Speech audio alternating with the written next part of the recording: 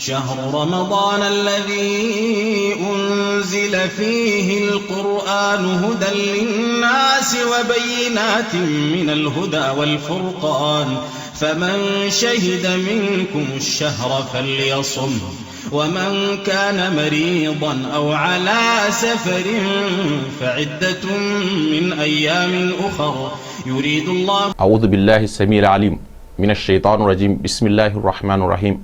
mafi kyawun yabo da godiya sun tabbata ga Allah wadda gagaransa ta sa ya kasance na farkon kafin kasantuwan ko samuwan komai. Gagaransa ta sanya zai zama shine karshe. Tsira da aminci su tabbata ga fiyayyun bayan Allah gaba daya Annabi Muhammad sallallahu alaihi wasallam da dukkan iyalansa ba tare da ware kowanne daga cikinsa ba, da dukkan sahabbansa ba tare da keɓe ko ɗaya ba, da kuma duk waɗanda suka bi su da kyautatawa har zuwa tsayuwan kiyama. Bayan haka ya ku yan uwa musulmi, mun zo domin ci gaba da abin da aka fara da tafsiri. Sai dai kafin mu ci gaba akwai ɗan tunatarwa ko kuma sanarwa da ya kamata in yi. Kasancewar an shiga cikin wani yanayi na lokaci wannan shekara ta 2020 na lissafin miladiya, da wannan lalura da Ubangiji subhanahu wata'ala ya kaddara jarraban duniya da ita ta coronavirus, wadda ta sanya ba a gudanar da tafsirai kamar yadda aka saba gudanarwa a cikin masallatai. Wannan ya sa mafi yawancin masallatai da kuma duk masu gudanar da tafsirai suka yanke shawara domin isar da sako ga al'ummar musulmi to su keɓe domin gudanarwa kamar yadda aka shirya din. Haka za a yi ta haƙuri 'yan uwa musulmi, kuma da wannan nake tunatar da mu cewa haka kuma za a yi ta haƙuri wurin gudanar da ibadoji da aka saba, musamman sallan tarawihi. A yi haƙuri a gudanar da sallan tarawihi a cikin gida kamar yadda aka bayani ya gabata. Dama ko a lokacin manzon Allah sallallahu alaihi wasallam ya fito ya gudanar da sallan nan sau adadin da malamai suka faɗi. Wasu suka ce ya yi gudanar da sallan nan sau 2, wasu suka ce 3. Daga nan ya daina fitowa, ma'ana kowa ya koma gidansa ya ci gaba da yin sallah kamar yadda aka saba. To haka yanzu lamarin ya kasance gare mu, kowa ya yi haƙuri ya gudanar da sallar tarawihi a gidansa. Dama hadisi ya faɗi cewa mafi lada na sallan ibada da mutum zai yi wadda ba sallan farilla ba ita ce gudanar da wannan sallan a cikin gidansa. Saboda haka yanayi ne ya kama, kuma da wannan yanayi hakanan za mu yi haƙuri. Jiya alaramma ya fara karatu, ya ja ayoyi, amma saboda yanayin lokaci ba mu samu daman fassara su duka ba. Saboda haka yau sai ka tashi daga iyakan inda muka tsaya fassarar mu domin mu ci gaba insha Allah. Bismillah. أعوذ بالله من الشيطان الرجيم. بسم الله الرحمن الرحيم. يرسل عليكما شواظ من نار ونحاس فلا تنتصران فبأي آلاء ربكما تكذبان.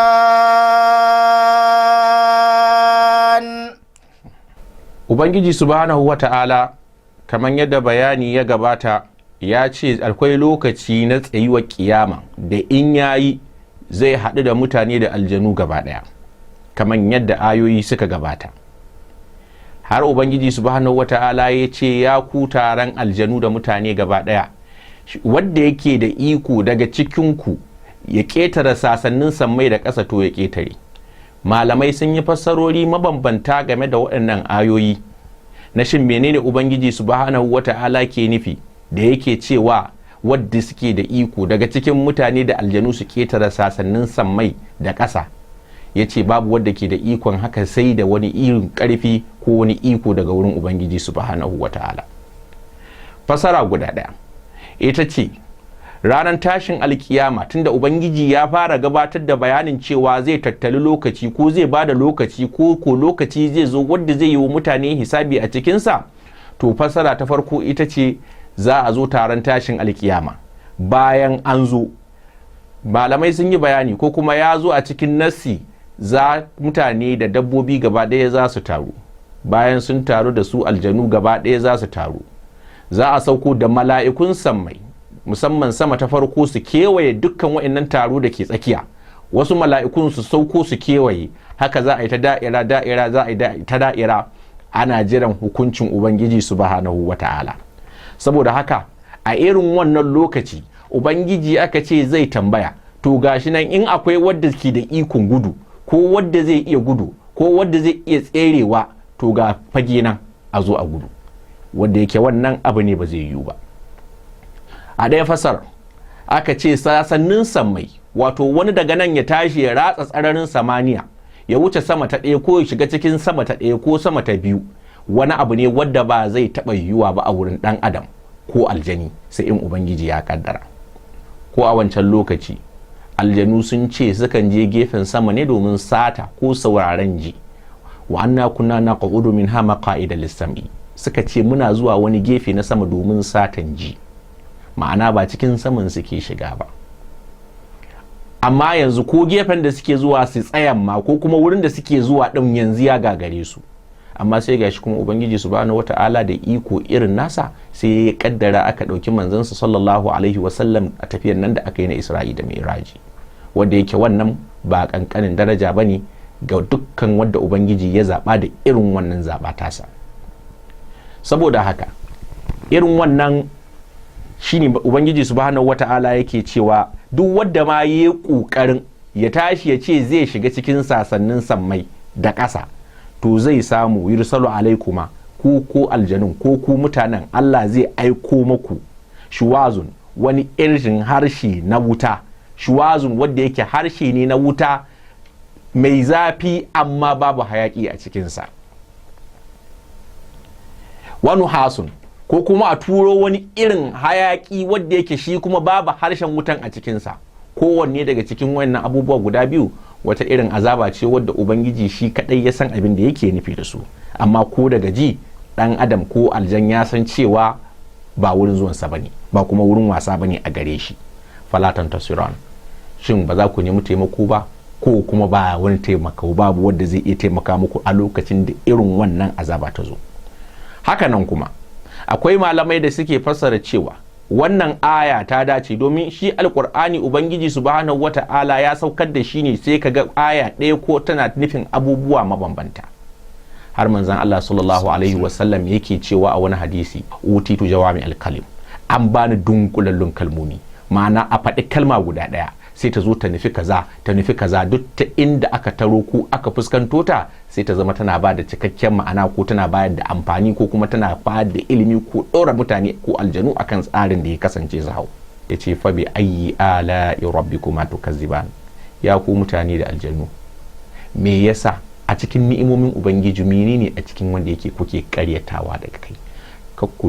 Kakku da ku lura ubangiji subhanahu wata'ala yake ta maimaita wannan kalma bisa ga dukkan tabbas. Maimaita wanda ubangiji yake ta yi yana tambaya a cikin ni'imomin ubangijin ku wanne ne kuke karyatawa, jawo hankali ne a gare mu mutane da aljannunmu gaba daya domin mu gane cewa lalle ubangiji ni'imominsa ba abubuwan da ya kamata bane a karyata su, kuma in ubangiji ya ce zai yi to kuma zai iya. Na'am. فإذا انشقت السماء فكانت وردة كالدهان فبأي آلاء ربكما تكذبان فيومئذ لا يسأل عن ذنبه إنس ولا جان فبأي آلاء ربكما تكذبان. Ubangiji subhanahu wata'ala ya ce a lokacin da sama ta kece, kunga in aka lura daga fara jero waɗannan ayoyi tun daga aya ta 31 zuwa yanzu, kunga in har ana maganan alkiyama ne da abubuwan da za su faru a tsayuwan alkiyama, to ayoyin zaren yana ci gaba da daurawa, yana ci kuma gaba da tafiya, yana kuma ci gaba da kulluwa. in an ɗauki wannan fassara kenan. Allah ya ce in ranan ko lokacin da sama take ce domin saukan mala'iku za su taho zuwa wurin taron tashin alkiyama, fakanat wardatan, sai saman nan ta jajazur, ta yi ja kaddihan, kamar jaffata. Haka za a ga sama ta kece saboda ubangiji fushinsa ya yi fushi, ta kece ita kanta saman ta shiga cikin rudanin da bata taba shiga cikin irinsa ba. Za ta canja kala, ta canja yanayi, wanda yake a yanzu mukan ganta bulu muna kallon ta kala mai kyan gaske mai ban sha'awa, fari ne da bulu, amma a wannan ranar ubangiji subhanahu wata'ala ce za ta zama ja kamar jaffata. Lallai wannan ba kankanin al'amari bane, kuma wannan rana ba kankanuwar rana bace. Allah ya ce fa bi ayyi ala'i rabbikuma tukazziban. Allah da ya ci gaba da tambaya a cikin ni'imomin ubangiji, wanne ne ku mutane da aljanu kuke karyatawa? Ni'imomin ubangiji suna da yawa. Wasu kana iya gani, wasu baka gani. Wasu kana iya ji a jikinka, wasu kuma baka iya ji a jikinka. To yana tunatar da kai wannan duk lokacin da ka ji ubangiji ya faɗi wannan, ka tuna cewa fa lalle ubangiji ya yi maka ni'ima, ka gani ko ka ji, ka fahimta ko kuma ka hankalta, duka wasu abubuwa ne daga cikin ni'imomin ubangiji, wadda yake in aka ce fa ƙaryatawa, ba fa ƙaryatawa kawai ake nufi ka ce ƙarya ne babu Allah ko kuma ƙarya ne ubangiji bai yi ba. A'a, ka saba ma ubangijin da ya halicce ka, ka saba ma Allahn da ya yi ka yi abin da baya so, ɗaya ne daga cikin alaman ƙaryatawa ko bujirewa ko butulcewa ga abin da ni'iman da ubangiji subhanahu wata'ala ya yi. Fa yawma idhin, a wannan ranar da ke sama ta kece ta zama ja, mala'iku suka sauko, ranar da alkiyama ta tsaya, Allah ya ce la yus'alu an dhanbihi. A wannan matsayi da aka shiga na tashin hankali, na fita hayyaci, na shiga cikin halin ɗarɗar, to a wannan rana la yus'alu an dhanbihi, babu wadda za a tambaye shi a ce menene zunubinka, me ka aikata, menene mummunan aikin da ka yi. Ba za a tambayi mutum ba, ba kuma za a tambayi wani aljani ba. Amma mu fahimta, wannan ba yana nuna cewa ubangiji subhanahu wata'ala ba zai yi tambaya bane. Kuma wannan aya ba ta ci karo da ayan nan bane da ubangiji ke cewa fa wa rabbuka lanas'alannahum ajma'in. Ba su ci karo ba. Ubangiji ya ce lalle ubangijinka ya shaida ko kuma ubangijinka ya yi rantsuwa cewa sai an tambaye su duka, kowa sai an tambaye shi. A fahimci wannan, ba sun ci karo ba ne, amma a wannan ranan mataki ne. Za a zo lokacin da ba za mu a tambayi kowa ba, saboda kowa na cikin ɗarɗar, kowa yana cikin firgici, to babu wanda za a tambaya a wannan rana. Sai kuma bayan wannan sai a tafi matakin da za a kai wani mataki wanda yake za a yi tambaya. Amma tun kafin matakin, ubangiji subhanahu wata'ala ya yi bayanin wani abu. Me malam Allah subhanahu wata'ala ya ce, يعرف المجرمون بسيماهم فيؤخذ بالنواصي والأقدام فبأي آلاء ربكما تكذبان هذه جهنم التي يكذب بها المجرمون يطوفون بينها وبين حميم آن فبأي آلاء ربكما تكذبان yu'raful mujrimuna bisimahum. Allah ya ce a wannan ranar masu laifi da ka gansu ka gane alamansu, waɗanda suke tantiran masu laifi kana ganin su to za ku ka gane alamansu. Saboda ko a cikin hadisan manzon Allah sallallahu alaihi wasallam zaka ji an ce mai laifi kaza ranar lahira zaka gan shi da siga iri kaza. Misalin mai mu'amala da ruwa, mai mu'amala da kuɗin riba, aka ce ranar lahira za a gan shi da rabin yana tashi yana faɗi kamar wadda yake farfadiya. Da ka ga irin wannan grup ɗin ka san cewa waɗannan mutane ne waɗanda suke mu'amala da kuɗin ruwa, kuɗin interest, harkar su kenan da shi suke yi, suke mu'amala suke kuma yi.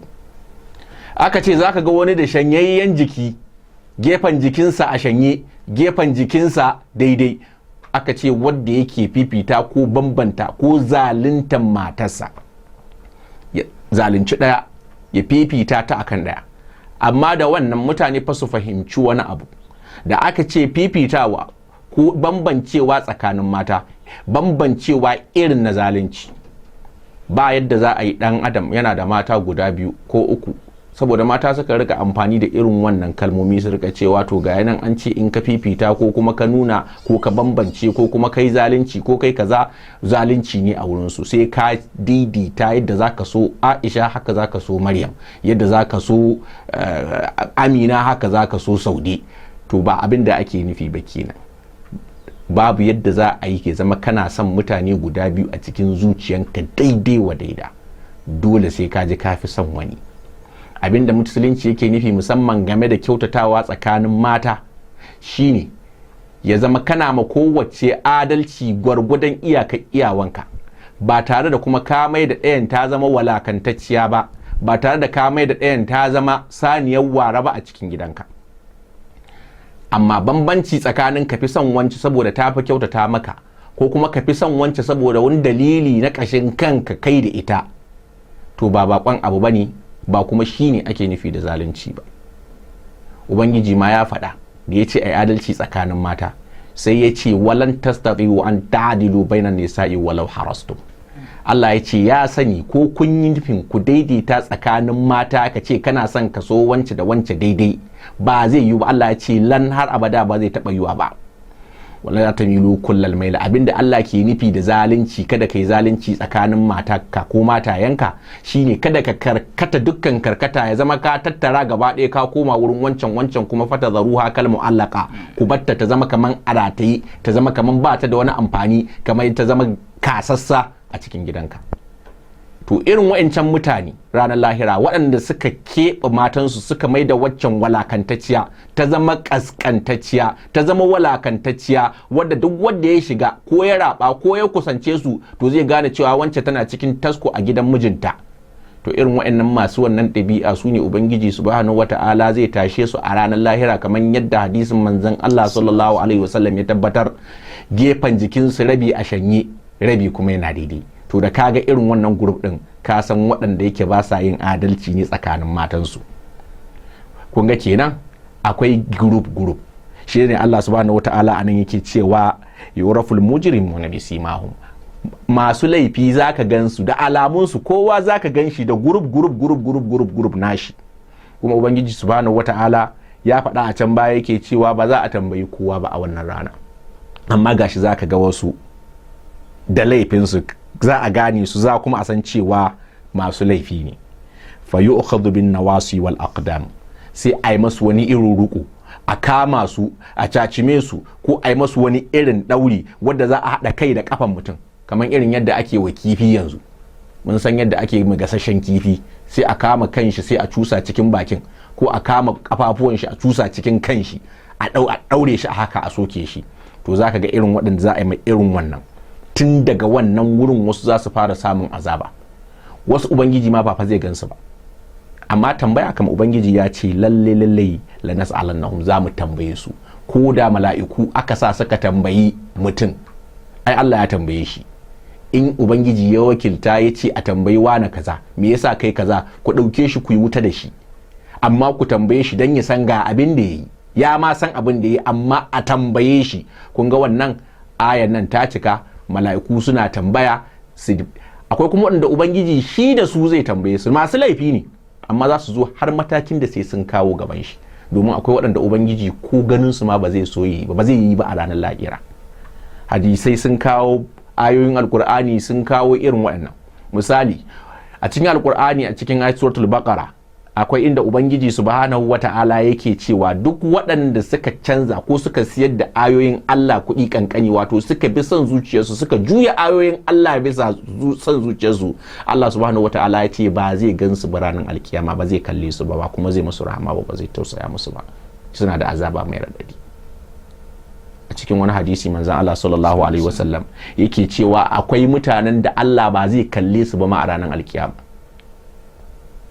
ballantana su ya mata ya wani magana da su, kallon su ma ba zai yi ba. Aka ce akwai tsoho mazinaci wadda ya tsufa amma bai sa ya daina yin zinace ba. Ya gama ƙuruciyarsa, ya girma, ya tsufa, yana aikata lalata da 'ya'yan mutane.